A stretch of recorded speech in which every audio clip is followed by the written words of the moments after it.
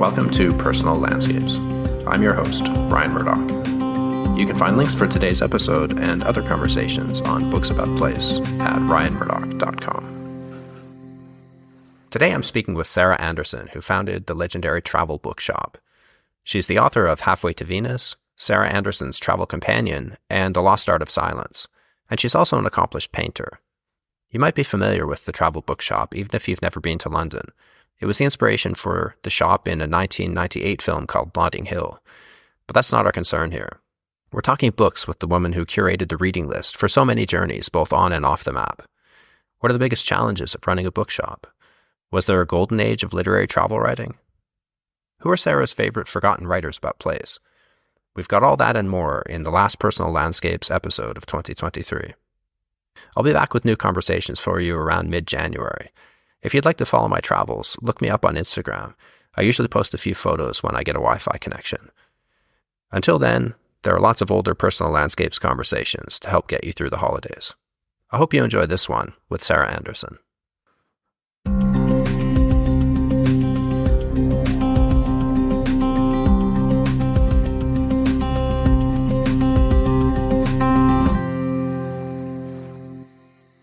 So many dedicated readers would think of owning a bookshop as a sort of dream job. So what made you want to take that leap?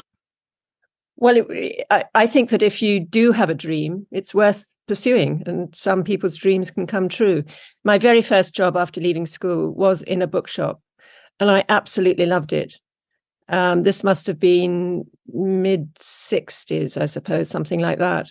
And I was paid £7 a week, which even in those days was very, very little money. But I would have done it for free. I loved it so much. It was after leaving the bookshop that I decided to go traveling. And when I was traveling, before I traveled, rather, I felt that I wanted to read books about the places that I was going to, not just guidebooks, but fiction and other books set in countries.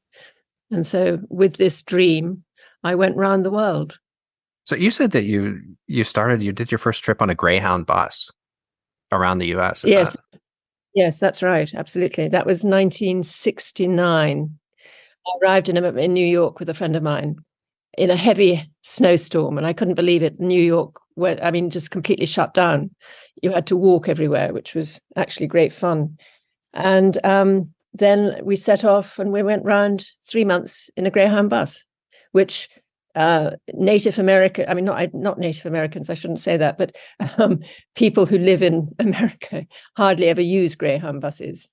But they thought that 2 English girls was quite exceptional and quite eccentric. That was my first big trip as well. I wanted to see a friend in Arizona. So at the time you could get a coast-to-coast ticket for $60, I think.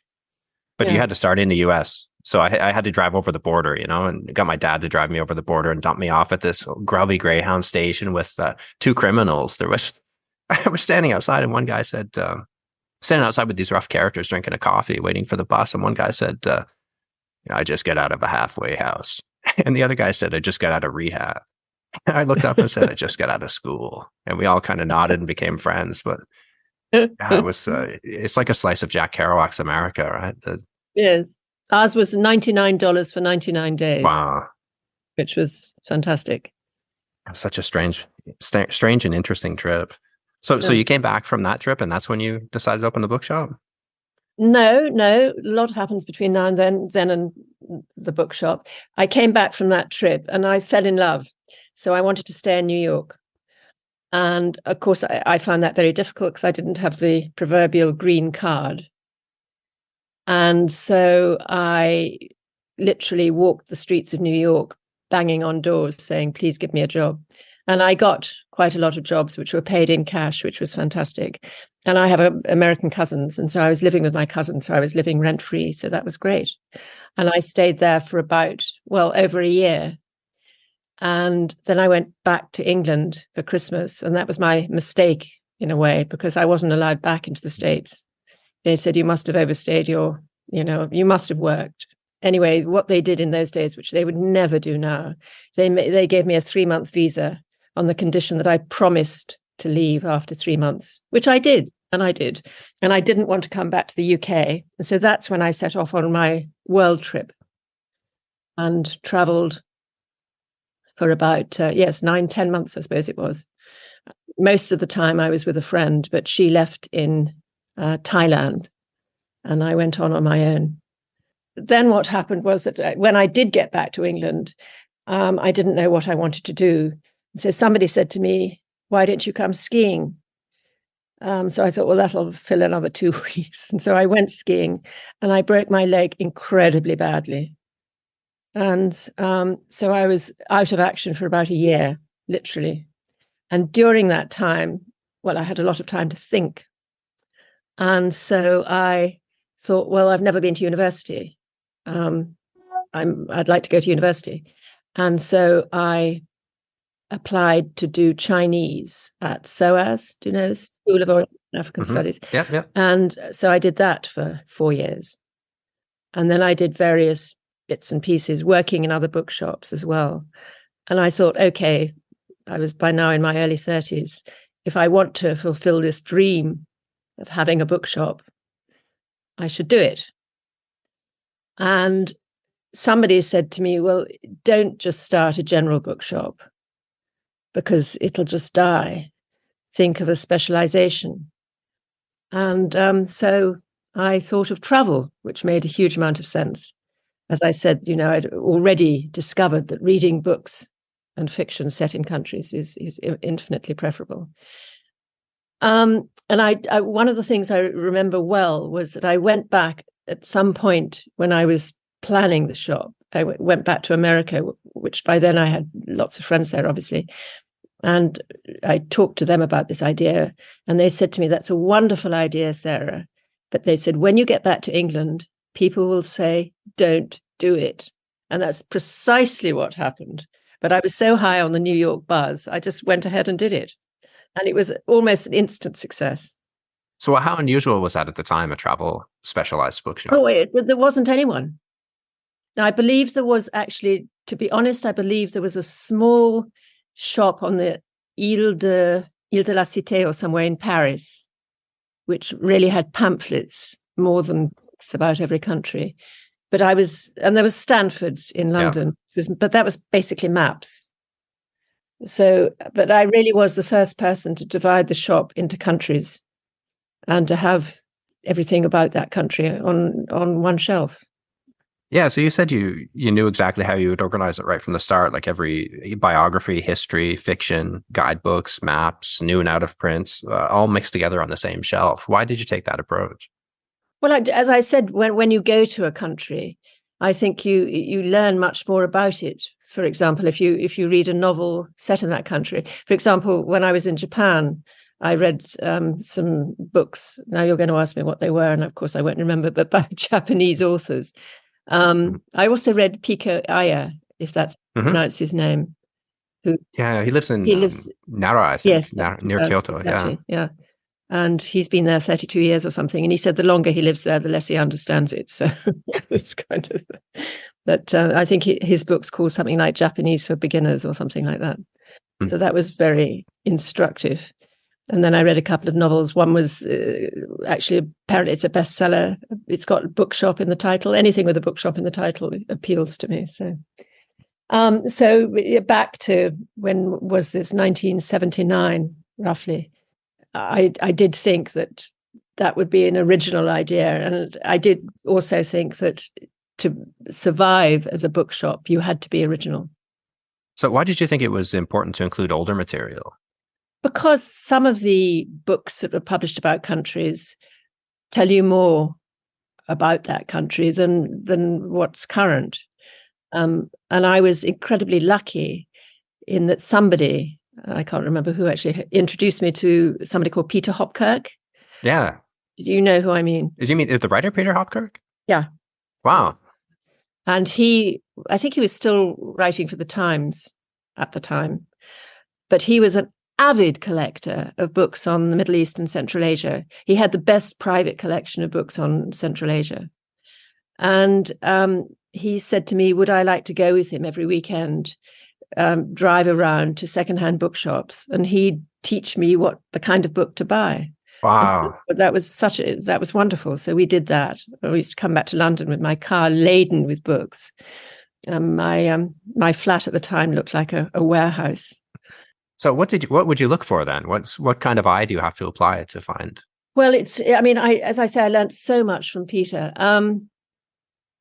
Well, I suppose after a bit, you get to know the names of the people who traveled to various places. And remember that in the late 70s, there weren't any travel reprints. That all started really in the 80s. Yes, yeah. So things like Eland and Penguin did a classics series, and there were various others as well. They hadn't begun, they hadn't started. So that if you wanted a book that was out of print, you really had to look for the original copy.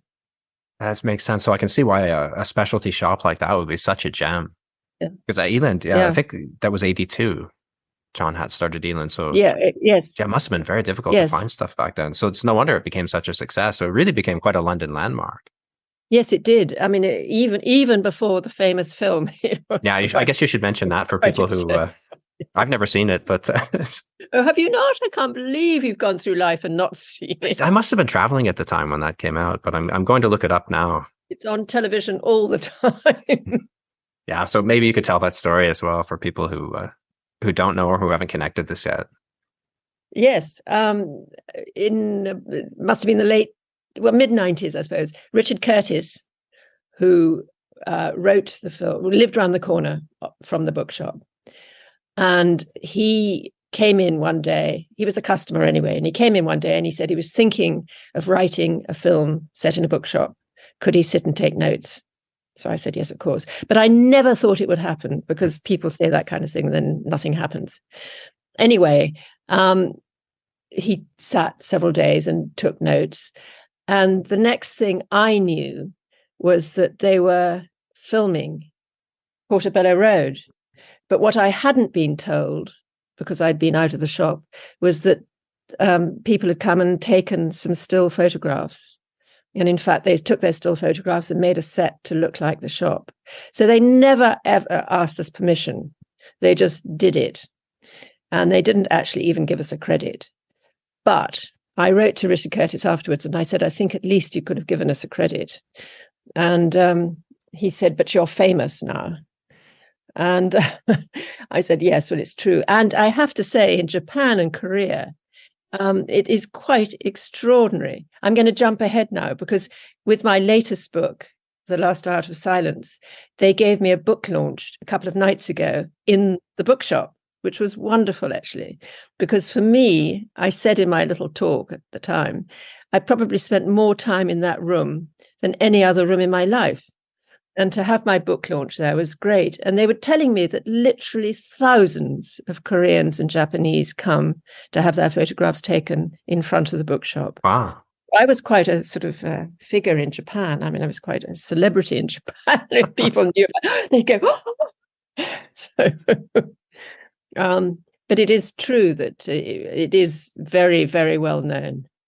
But what's extraordinary, what they were saying was that they've just done a deal, the people who now own the bookshop, with I think it's a Korean airline, whereby whether when anyone brings a boarding pass from this airline into the bookshop, they get a discount. So did they film any scenes there at all, or did they just model the place? No, they didn't actually. No, they just built the set to look like it. The only things they filmed actually in Portobello Road. Well, you haven't seen the film, but there's one wonderful sequence when they wander down the road and the seasons change. And that was actually done, I think, in Portobello Road. Mm-hmm. So did they show up at the shop to browse around to get a feel of the place? We had Julia Roberts and Hugh Grant in the shop at some point. Yes. Buy any books? I don't know. I think one of them did. I wasn't there, sadly, but I think I did ask that question, and I think I was told one of them did and one of them didn't, and I can't remember which round it was. So in your years of running this place, what's the biggest challenge of running a bookshop? Well, first of all, everyone thinks totally erroneously that, oh, how wonderful, you can sit and read all day. I honestly think that in over 30 years of having the bookshop, I didn't read more than a paragraph. There's constantly, because especially since it was my own business. I mean, I did absolutely everything. Initially, I just had a part-time helper. I think she came in 2 days a week, and I was there. Well, I closed on a Monday, but I was there, on my own for most of the time. And so, so apart from the sort of base, you have to do the cleaning, you have to do the ordering of the books, you have to do the cataloging of them when they come in.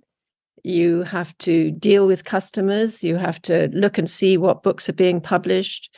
And it's just full time, full on, actually. Very enjoyable. And I met such interesting people. Of course, the frustration was that I couldn't leave the shop. So all these people I met were going on these wonderful trips.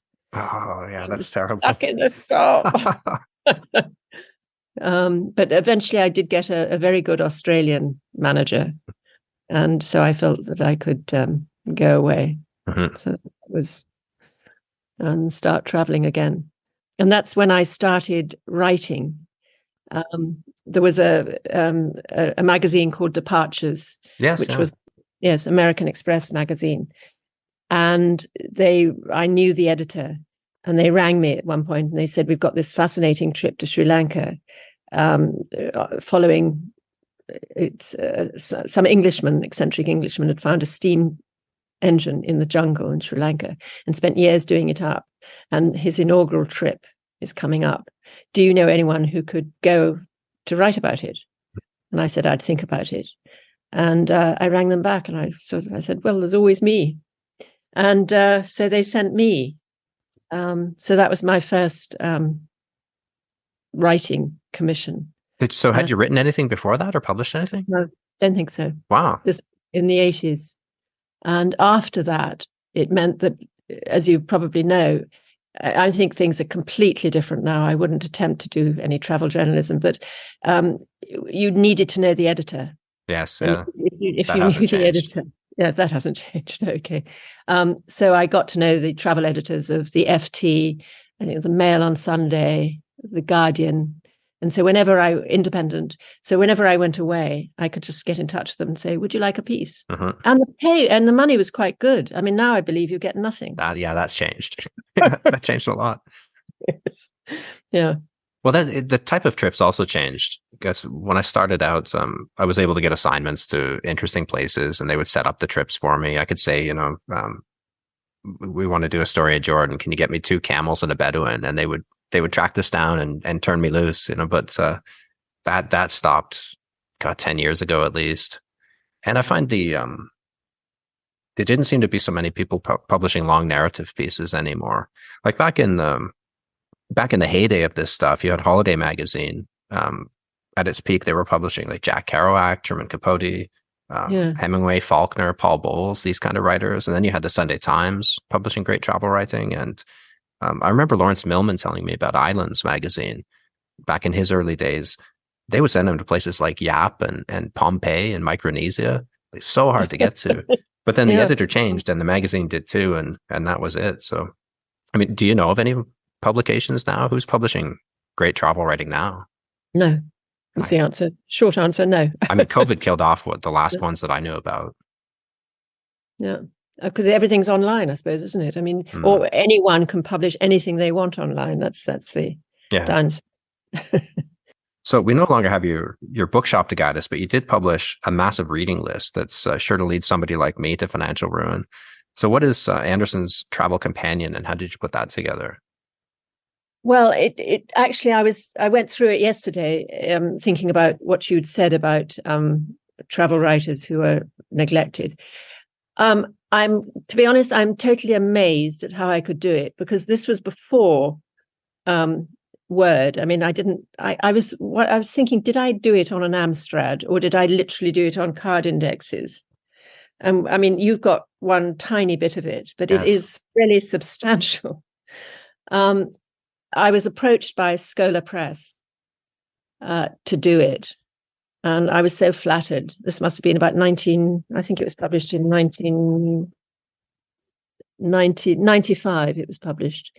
And it probably took me 3 years or something. But So they suggested that I do effectively a book of the shop. Mm. And so it is arranged like the shop was arranged. So under continent, and then the continent subdivided into countries, and then into categories. And because I lived above the shop, I would go down for a couple of hours every day before the shop opened, and sort of go through the shelves. But I also spent quite a lot of time in the British Library when it was still in the British Museum.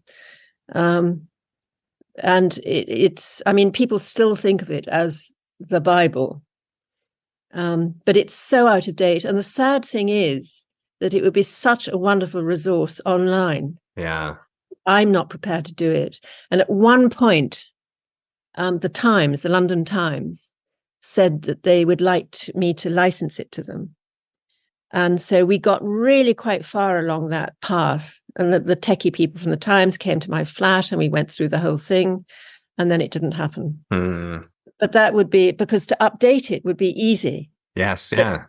But to just do the whole thing from scratch, no, I'm not prepared to do that.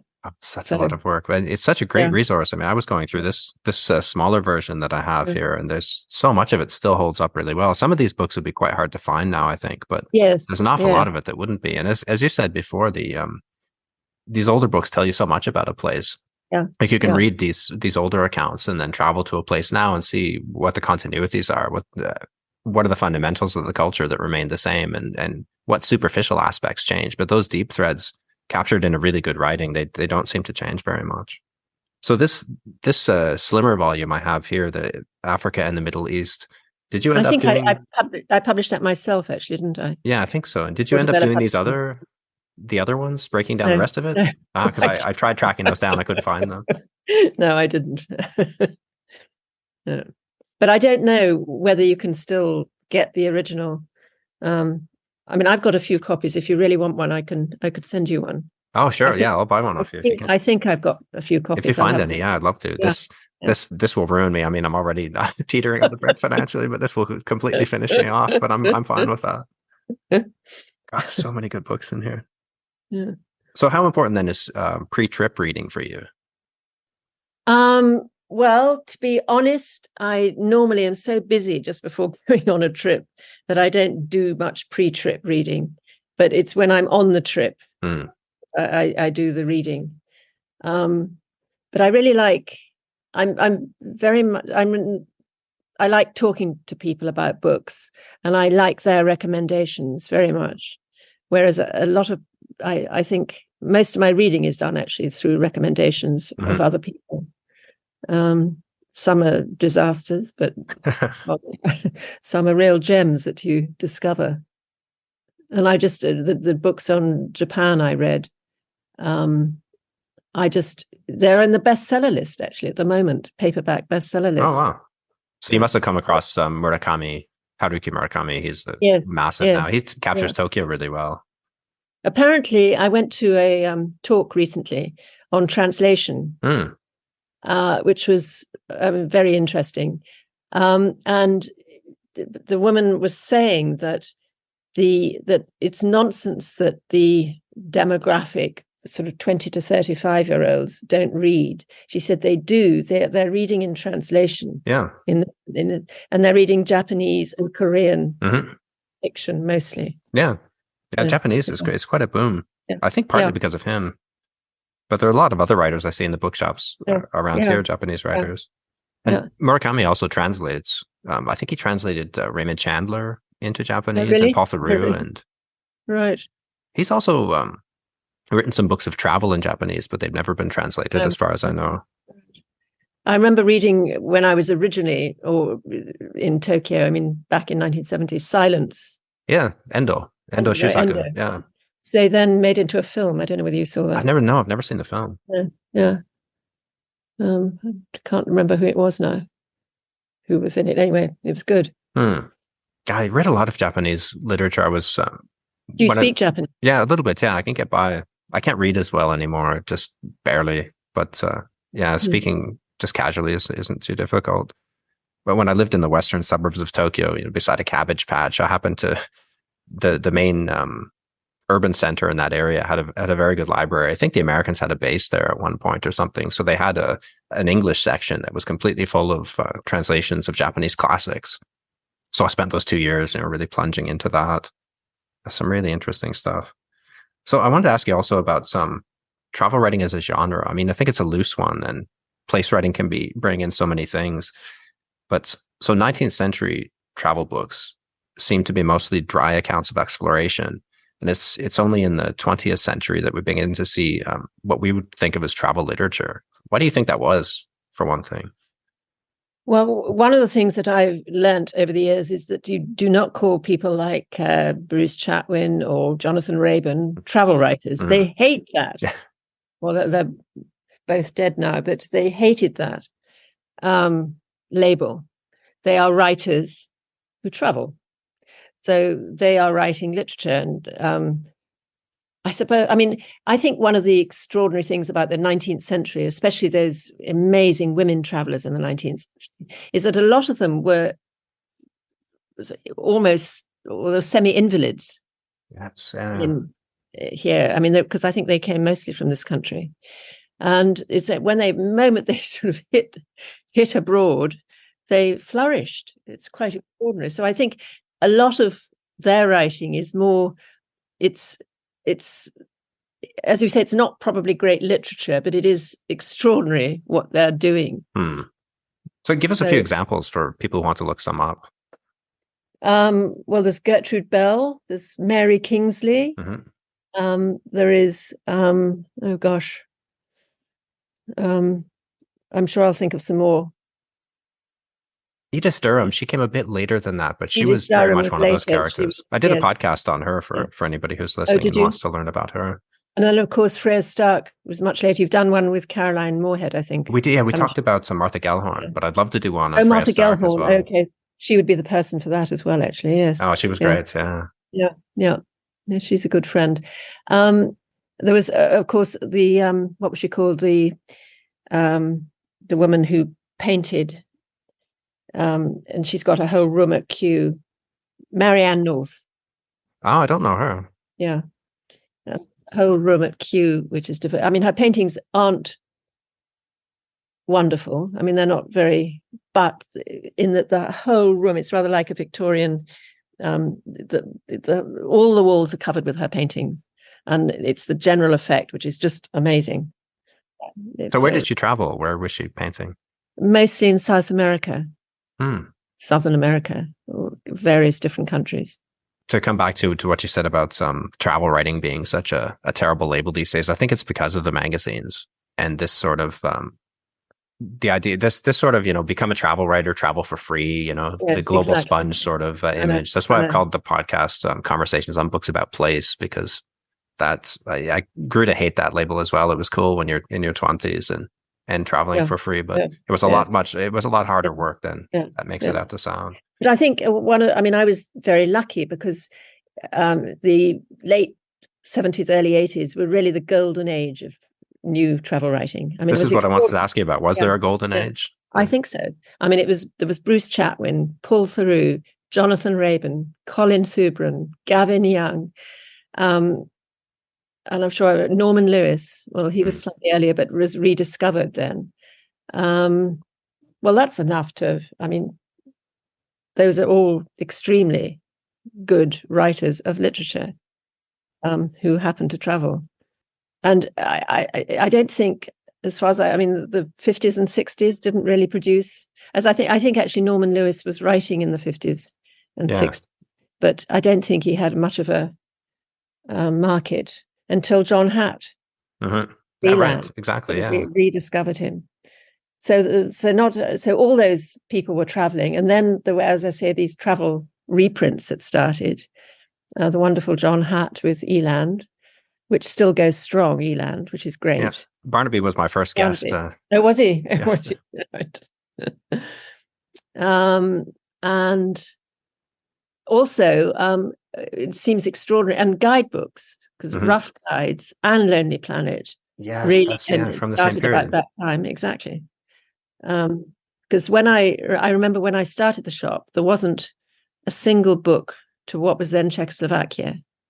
And by the time in the 2000s, I think there was something like 30 guides just to Prague.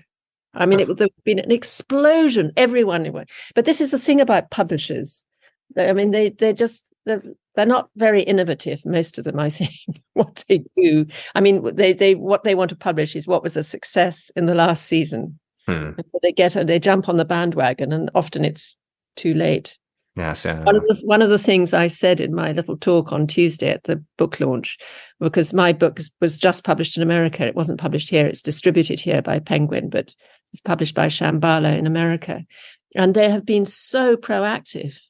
And all the other writers in the room at the book launch were saying, because the publishers here aren't. Oh, that's interesting. They're really not. So they're just not as marketing savvy as the Americans? Seemingly not. I wonder what that is. Well, I don't know. Yeah. I mean, I think if you're well known, then it's fine. Then you get a lot. I mean, you sell yourself at that point. If you're well known, you don't need it. Exactly.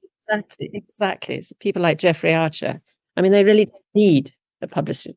So this 80s Renaissance too. I have a quote here from there was this celebrated travel writing issue of Granta magazine in 1984, and the editor, Bill Buford, said, travel writing is undergoing a revival, evident not only in the busy reprinting of travel classics, but in the staggering number of new travel writers emerging.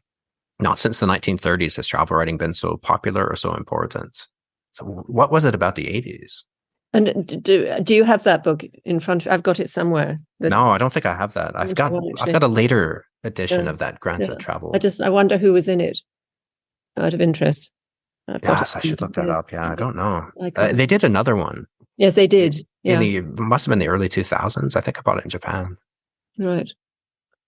But yeah, what was it about the 80s that made this was it just the ease of travel at that time, or this conjunction of great writers is interesting? Well, yes, I don't know. I mean, was it? That's what I don't remember. Was it easy to travel? Actually, I remember in England anyway, I think there was a recession in the early 80s, which again, people said, you're crazy to start a business in a recession.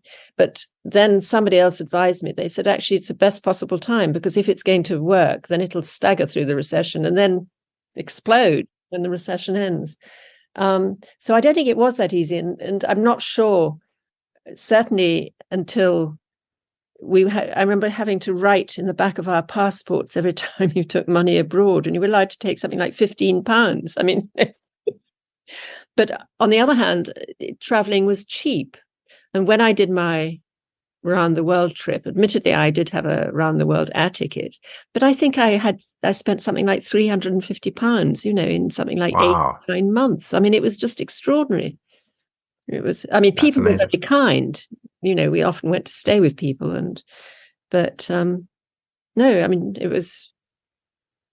I heard, I don't know whether this is an apocryphal story or not, but of course, once there is email, then if you're a parent, you worry if you don't hear. I heard this story that there was a child, 18, 19-year-old, who was in Bangalore, and they missed a train. So they rang up mummy and said, missed my train, what shall I do? Yeah. That's a different world. I harp on about this all the time. Yeah. The pre-internet age of travel was very different. I didn't get in touch. I got in touch with my parents. I wrote those blue airmail letters. Yes. And collected them from American Express. Mm-hmm. And if you wanted to make a phone call, you had to go to some kind of government phone. I didn't. Not in 10 months. I mean, it would have fill out a form, and they tell you go to the booth. And yes, you might do this once a month. Yeah. So. Yeah, so it's So I wonder how much that had to do with it, the recession back home, because there was that other kind of great peak of travel writing between the wars, where you saw Robert Byron, Norma Douglas, Lawrence, Eve Lenoir, and Lawrence Thurl mentioned being driven away by currency controls. He could live more cheaply in Corfu. Yeah. I mean, it's funny how it seems to go in blocks. I hadn't really thought about it before. You're quite right. I mean, that pre-war, yes, between the wars. Yeah. Those writers. And then, as I say, I think the 50s were pretty well, they were pretty gloomy anyway, post-war. It was pretty Spartan. And then I have no idea what it was, why there was this explosion. Yeah, it's interesting. It just comes in waves because there was a 90s generation after those great writers of the 80s. That's when I think we started to see Sarah Wheeler and William Dalrymple, Rory MacLean, Eric Hansen, another Philip good Marston. Yeah. Yes, it's true. But I don't know, well, perhaps I should, I don't know that they'll last in the same way as some of those others. I don't know. And I mean, I'm totally out of the loop now. Yeah. I don't know if there are some are there? Well, this is what I wanted to ask you about. What's the state of the genre today? Like, there are some interesting writers who came out in the 2000s, like the Kapka Kasabova, who writes about the Balkans. Yes. Richard Grant is a fantastic writer. But I barely look at new travel books unless it's recommended to me or by a writer I know. Like, I find there's just too much obsession with the current identity politics and attempting to right historical wrongs, and usually at the expense of the writing. Like, it's the publishers get caught up in these trends that are sort of the flavor of the month, and they don't last. And I want to read something that's lasting. There's so many great older books I haven't read. Yeah, no, I agree. So you were a judge for the Thomas Cook Travel Book Award. The list of winners is outstanding. I mean, some of the finest writing of the time. Yeah. How did that work for those who aren't familiar with book award panels? Like, how were they selected? Who were the other judges? We had, I think there were two categories. There was a guidebook category and travel literature. And it was, well, obviously run by Thomas Cook, the travel agents, I suppose you call them, I don't know. And I had met somebody called Edmund Swinglehurst, who organized the prize.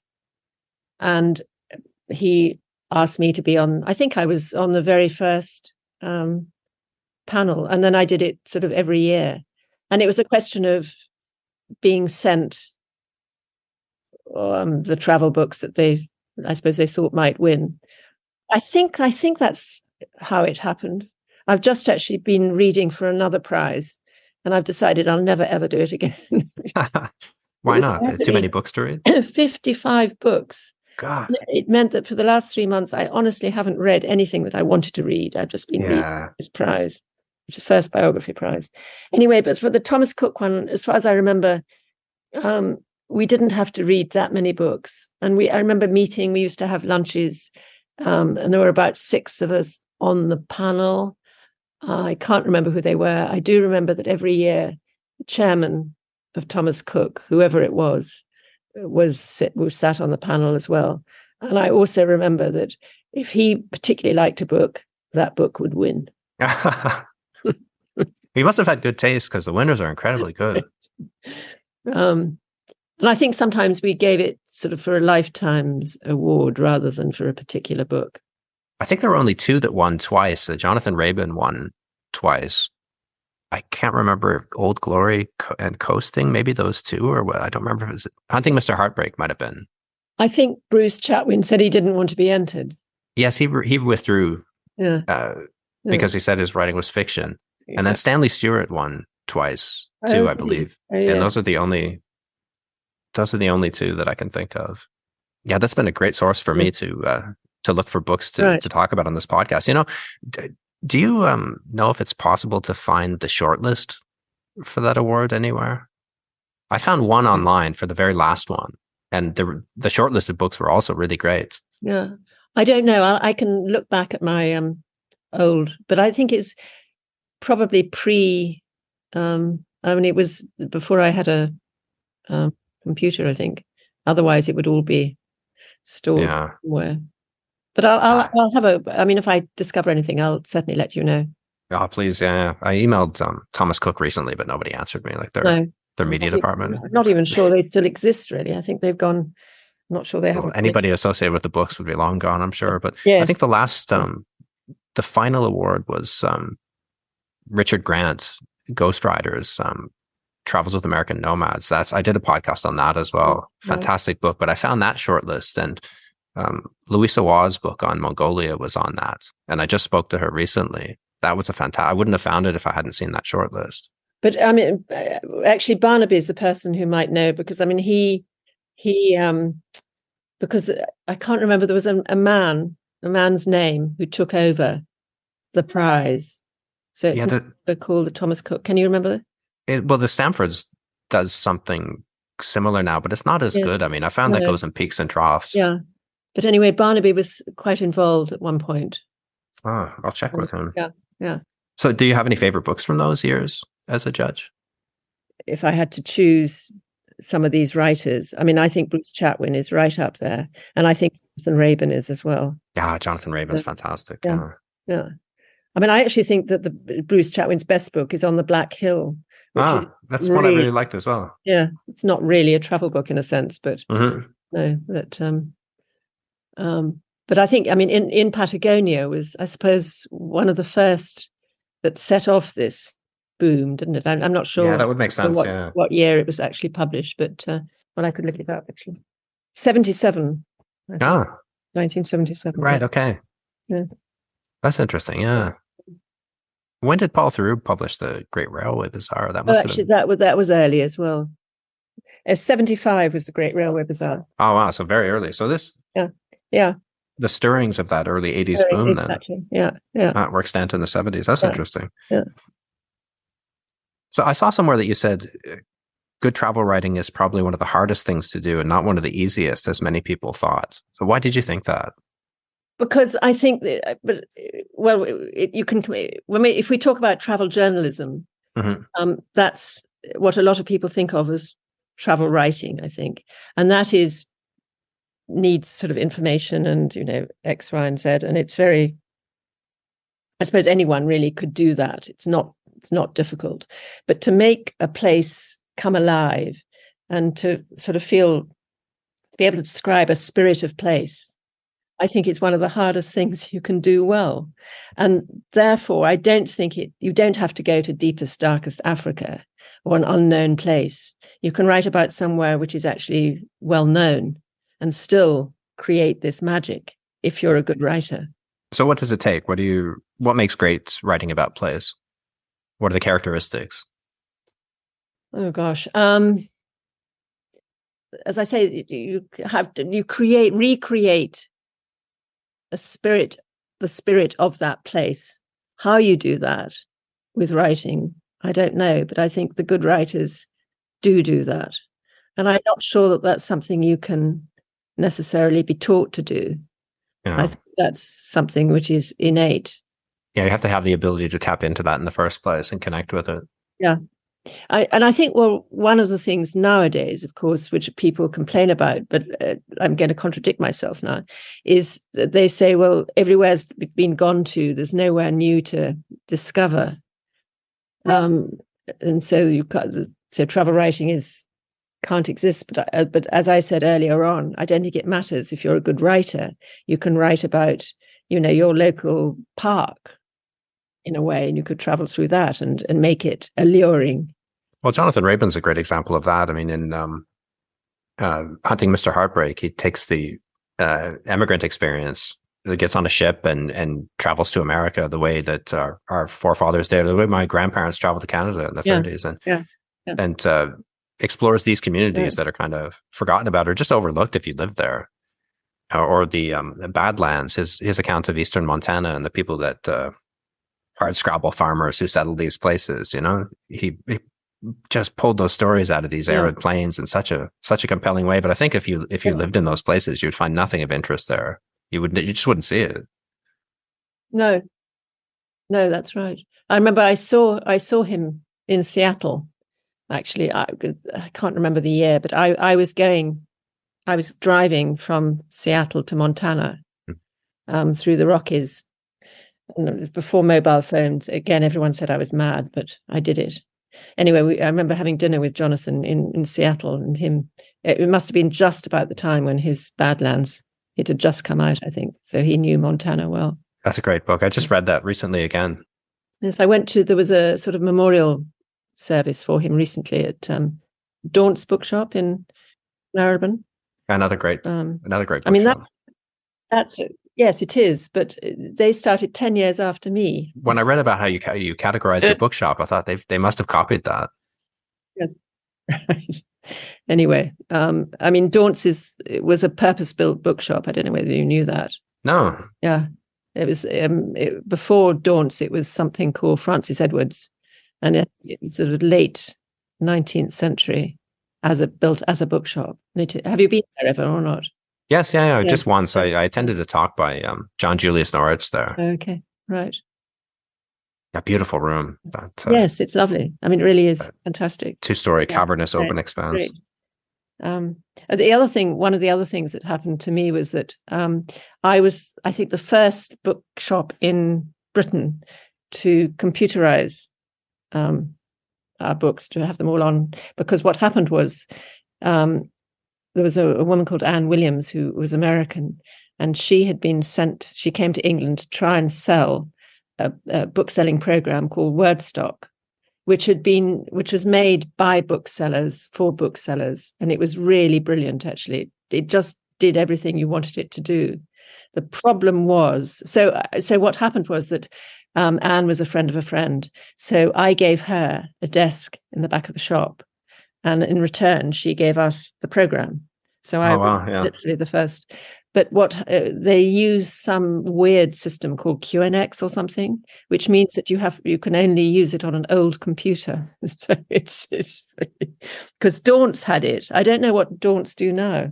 So that must have opened up a lot more possibilities as a bookshop too, because especially a specialty bookshop. I mean, you can, when everything's computerized, people can call you up from anywhere. Yes, and track down books. Or now you can order anything online. Yeah. But that was obviously before then. I mean, I'm just so glad that Amazon didn't really exist when I had. Yeah. I mean, I don't know how you compete really, because people. Well, there's a lot of secondhand shops that seem to still do okay, like Abe Books, and there's one here online, in Germany. Yes. Yes, yeah, because you can order from. I believe Abe is owned by Amazon actually. Is it now? I think so. There's a local German one. I don't know who owns that. But they'll source books from bookstores all over the place here. But as I was saying, you can often find good ones. Like what I used to do with Peter Hopkirk, going around all these secondhand bookshops. They don't exist anymore. Very few exist now. That's really terrible. It's sad. Although new books, apparently last year, certainly in the UK, more new independent bookshops opened than closed. So that's reassuring. Good. Yeah. But that's the magic of a secondhand bookshop is you can't replace that online. Like that's the thing that Amazon will never replicate. Their recommendation process, if you bought this, you might like this. Yes. At first, it seemed appealing, but you don't have that serendipity when you walk into a secondhand bookshop and something falls off the shelf and you realize. Yeah, there are 2 very good ones in Berlin, 2 English language ones. But Peter Hopkirk, what was he like? I've got The Great Game on my pile to reread next week for a trip. And where are you going? I'm going to Uzbekistan. Oh, really? I was there earlier this year, actually. Okay, I'm going for Christmas over that that period. So, I mean, just to see the places that he wrote about, that's what drew me there. I came across Foreign Devils on the Silk Road 20 years ago. I bumped into a Canadian in Kashgar in a bar, and he was carrying this, and we ended up traveling the Taklamakan, the south parts, to look for camels so we could go into the desert. And he had this book of Peter Hopkirk, and I went on to read everything he wrote. Oh, Peter would have been thrilled. So, as I say, he was extremely generous with his knowledge and did have this. And of course, he and the other people who do this, who literally, I don't know what they call themselves, but book hunters, because Peter knew exactly the books that he didn't have. So when he saw a book in a secondhand bookshop, it could be, so exciting. And that doesn't happen if you look online. I mean, it's either there or it's not there. As you say, the serendipity has completely gone. So as I say, he was extremely generous with his knowledge. And I learned, that's why at the time, I can't say I still remembered it all, but I knew much more about books on Central Asia and the Middle East than anywhere else. I mean, South America, I never ever knew much about South America, although I don't think there's as much great literature about South America as there is about Central Asia. No, Central Asia is a treasure trove. Central Asia and Africa, there seems to be so much. Yeah. And the Middle East as well. Yeah. Another thing I wanted to ask you about is underappreciated writers about place. Since you're an encyclopedia of this Okay. this type of So genre. So I did that. people who are forgotten about or aren't widely read today, like Yeah. who would your picks be? Well, I don't know what's happened to him. Somebody called James Hamilton Patterson, who wrote a book called Playing with Water about the Philippines. I absolutely loved that.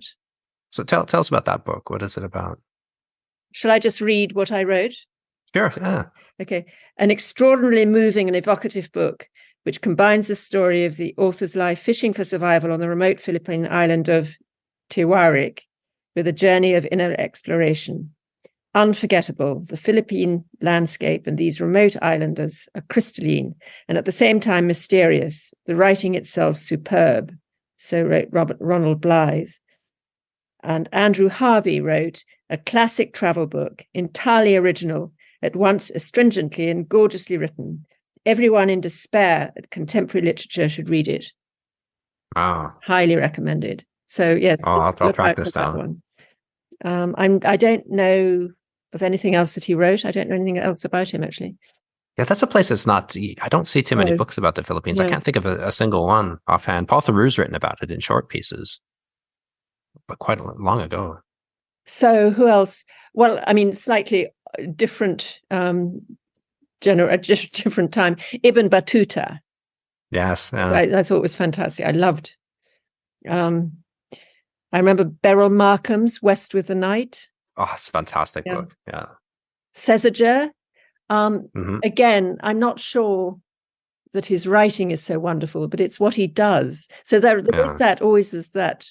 It's more exploration, isn't it, than beautiful travel literature, but still. Tough journeys. Yeah.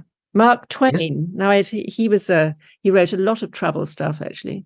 I don't know whether people still read Mark Twain, do they? I don't know. I've got Innocents Abroad here on my shelf, but I don't know if people still read that. Humor is difficult, too. He wrote a lot of humorous stuff, and it's hard to get across sometimes. I think that comes in peaks and troughs. Geoffrey Morehouse? Yes. Fantastic. Yeah. He wrote, The Fearful Void? Yes. Calcutta. Fantastic desert book. Yeah, and a book, Calcutta. He wrote. Oh, yes, and another, Vikram Seth. Oh, yes. He wrote one on Central Asia. He wrote, yes, he did. What is the name of this? Something, I think a lake in the name. Yes, you're quite right. Let me think. From Heaven Lake. That's it, yes. Yeah. But he also wrote, I don't know whether you ever read it, which is, it's called Golden Gate. No. Which is in verse. I think he's an extraordinary writer, actually. I think it's set in California, I think. But it's not really a travel book, but I thought it was a wonderful book. Peter Matheson's Snow Leopard. Oh, yes. Fantastic book. He did one on the Mosquito Keys as well. It's all in dialect. Fantastic book. I haven't read that. What is that called? Far Tortuga. Yes, Far Tortuga. Yeah, it's about the Mosquito Keys off the Mosquito Coast. I can't remember. Yeah, brilliant. It's obviously ingrained. Nicolas Bouvier. Yes, the Way of the World is one of my favorites. Exactly. And Eric Newby, I think, has kind of gone out of fashion. Yeah. But I think people still read him. I mean, Short Walk in the Hindu Kush it's quite a landmark book. Eothen. Yeah. I wonder if people read that anymore. I don't know. Did one of these travel reprints do it? They must have done, actually. Definitely, yeah. Okay, so those are the ones that I wrote down. You've also mentioned Robert Byron's Rhodoxiana as a favorite of yours. Is he still read today, do you think? I mean, I still read him, but I don't know if I can never tell if I'm typical or weird. I think it's still in print, the Rhodoxiana. I mean, that what I sure particularly liked about it was actually I was in Iran and going to the place where he described the squinch in a ruined mosque, and it was just that's that sort of connection. I think I love the fact that you can connect with a place or with whoever was there through the writing of somebody you're reading. Yeah, good. Yeah. Another one of my favorites that doesn't seem to be read anymore is Gavin Young. Oh, yeah. In Search of Conrad, I really liked. That. Yeah. I found that, and then I tracked down. I was doing a magazine assignment in Wales and we forced the local guy they paired us up with to take us to Heian, and I found Slow Boats to China and Slow Boats Home. I've been looking for those for years. Yeah, such an enjoyable writer. In Search of Conrad, that's one of my favorites too. There's this scene where Thesiger ends up coming over there to Indonesia or someplace, and you see him just sweating and uncomfortable, sitting in the bottom of the sailboat, completely out of his normal element, where you would picture him to be. That's a great scene. But I don't know if anybody reads Gavin Young anymore. I'd like to do a podcast on him as well. I don't know who would be the person to. I don't think he's in print. I think I've heard criticism that he was sort of more of a journalist than a. Yeah, he did do a lot of journalism, I think. But yeah. I mean, In Search of Conrad. Do you have do you have a wonder? You keep looking. Do you have a wonderful travel library yourself? Yeah, I've got a big shelf here on the left. Yeah, I can't quite see that far anymore though. Too much time staring at books. So, did any of these kind of characters come into the shop back in those days? Yeah, I mean, I met all these people. Wow. That we've been talking about. Well, obviously not Ibn Battuta, but yes, and we had book launches for them, and yeah, I think, and everyone. I mean, they were Jan Morris. Wow. When she heard about the shop, she wrote me a little note, and actually, this is really nice. You know that Sarah Wheeler is writing her biography. Yes, I'm waiting for this. Yeah. And so Sarah was going through all Jan Morris's papers, and she found the note from me back in 1980, which I had written thanking Jan Morris for her enthusiasm about the shop. So wow. It's really nice. So who were the highlights, and were there any scandalous incidents at any of these launches? Like, did anybody get really, really drunk and cause chaos? No, I can't. I'd tell you if no, I don't think so. I'm sorry. No, I think it was really all quite well-behaved and civilized. Yeah. That sort of thing happens more on press trips, I think. Yes, I do remember, as I was telling you, this press trip, my very first one to Sri Lanka.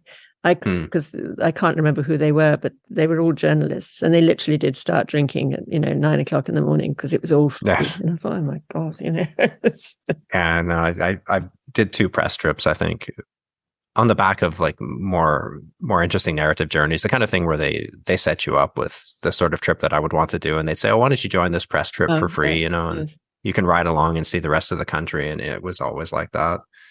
On the bus, off the bus, a lot of people drinking all the time. Not very interesting.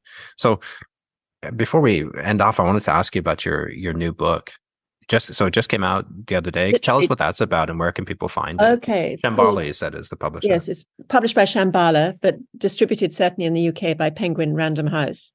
Mm-hmm. It's called The Lost Art of Silence, subtitle Reconnecting to the Power and Beauty of Quiet. And I couldn't find a publisher in the UK. And I couldn't find an agent. And I was just about to start crowdfunding and doing it myself, because it's a book that I've been working on and off for 10 years, I suppose. And so I sent one email to Shambhala, and they had published in the 90s, I did something called the Virago Book of Women's Spirituality. Mm-hmm. And Shambhala did the American edition called Heaven's Face Thinly Veiled. So I did have a slight connection to Shambhala, although it's now owned by different people. Anyway, so I just sent them one email and they said yes. So they've been an absolute delight to work with, I can tell you. What's the crux of the book? How are you exploring silence? Well, I mean, we live, as we all know, in an incredibly noisy world. And I just think that as a result of that, I think creativity needs silence. I also think that if you're constantly listening to stuff or overwhelmed by noise, you don't listen to other people. So you need silence to absorb what other people are saying. And I think that's very important. And so it's a kind of cultural history of silence, I suppose. I've looked at how you can find silence in literature, in art, in music, funnily enough, and in deserts. And I've also, I was encouraged to put quite a bit of myself in it, which I was semi-reluctant to do, but I've done. So sort of my experiences of silence, and I'm not a particular. I mean, I find silence quite difficult. But I mean, I do live alone, but I do often have the radio on. Anyway, it seems to have hit a chord. It seems to just be the right time, Yes, frankly. And I think in a culture of overwhelming noise, getting quite a lot of attention in America, which is great. the place that needs it most, I think. No, yes, no offense to my American listeners. From my point of from my own point of view, I mean, it's a much bigger market, America, massive, than it is here. So I'm, you know, it's. So where do you find silence? I mean, it sounds very trite to say in nature, but I was in Antarctica in 2005, I think, and we were on a Russian icebreaker, and what happened was that we got off onto zodiacs and were going in and out of the icebergs. And then the guy turned the engine off. And then it began to snow. And it was completely silent. And it was the most wonderful feeling. And I think that that's what I say in the book. It's a kind of device, really, that I've been trying to recapture that silence ever since. I mean, is anything, I mean, even now, sitting here, I mean, I can hear my fridge in the background. I mean, it's finding actual silence is very difficult. Evidently, the most silent place in the States is in Olympic Park in Washington State. And they've got a little red block there saying that this is the most silent place, because apparently no planes fly over. Okay, yeah. But of course, it's noisy. I mean, you can actually look at it on YouTube, and you know, there are forest sounds. So, you know, then you have to say, is it just human sounds, or is it? But I think that certainly here in the first lockdown, where fewer planes, it's definitely quieter. But it's hard to even to escape the noise of yourself. Well, quite. Exactly. And there are all these people who try and, you know, go into the desert, and your own body sounds are so loud sometimes you can hear your heart thumping and your tummy. It's really amazing. Yeah. That happened twice. I've had that experience in the Central Sahara, in the Tibesti Mountains in Chad, and then in the middle of Iceland as well. There's that uninhabited central highlands. I did a story there. We took my wife and I took a 4x4, and I got a bunch of topo maps, and we just followed obscure little tracks out to the furthest bits that we could find up in the highlands. And I remember camping there just in the middle of nothing, and I'm trying to fall asleep, and then I heard this noise. I thought, well, it's an engine. Somebody's driving up here. Like, who the hell who's out here? And then I realized it's the blood in my ears, like my pulse in my own ears. I thought it was a truck coming up the road. Really amazing. Because that's how quiet it was. When the wind dies down, that's what you hear. And there are these places called, are they anechoic chambers? The silent rooms with all the weird padding, the soundproof rooms, which people can't hack. Don't you go mad after a certain period of time? Even, I mean, I think 40 minutes is the limit, and most people give up after a very, very short time. It's extraordinary, isn't it? I mean, I find it's anyway. Did you ever do a silent retreat? One of these? Yes, no, I did a lot of these things for the book. Yeah, I did. So what is it like? You've never done a silent retreat? Well, it's I mean, I do. It's sort of ironic, but I find silence quite difficult. You know, there are sort of days almost when I don't talk to people, but I don't think of it as, well, that's probably not true, actually. I always go out at some point during the day, and therefore I obviously, you know, have interaction with other people. So silent retreats. I did one in Spain, a Buddhist silent retreat specifically for the book. But it wasn't, I found it quite difficult. We had, because what you normally have are talks, during the day. Yeah, okay. And have times for meditation, and you're just not talking to people. But I found that, for example, eating in the evening, I found that really quite difficult, because the food was really not very good, and there you were. You're very aware of the food, when you're talking. At least when you're talking to people, you can. You don't notice bad cooking as much. You don't mind the bad cooking so much, exactly. But I'm not sure that. I don't know that I got a lot out of it. Yeah, I was going to ask you, what is the benefit of these types of things versus just cultivating more habits of silence in your own life, or going to places that are totally silent to experience being disconnected? I mean, I suppose I think of it as something that I should do, in that I think that it will make me. Well, I think it does make you sort of think, assess your life. I mean, I'm such a butterfly, frankly. I like doing lots and lots of different kinds of things. And I think that if you are thrown into silence, which it terrifies a lot of people, it doesn't frighten me, actually, but I'm not sure that I get the full benefit from it. But then, on the other hand, if you meditate, which I try and do, you're told not to expect anything. You're not doing it for any reason. It's you should just sort of do it without any expectations. That's very much a statement on the writing life as well. It's best not to have any expectations, just to do it for the sake of doing. So the book is out now, and I'll put a link in the notes here as well, along with the other books that we've mentioned. So thank you very much, Sarah, for taking the time to talk to us today, especially on this jet-lagged return from Japan. I really appreciate it. No, it's been really good. Thank you very much indeed. Thanks for listening to this episode of Personal Landscapes. If you like the podcast, please give it a rating on iTunes and subscribe through your favorite app. You can find links to today's podcast and more conversations on Books About Place at ryanmurdoch.com. You'll also find a donate button if you'd like to contribute to the costs of the show. All donations are greatly appreciated.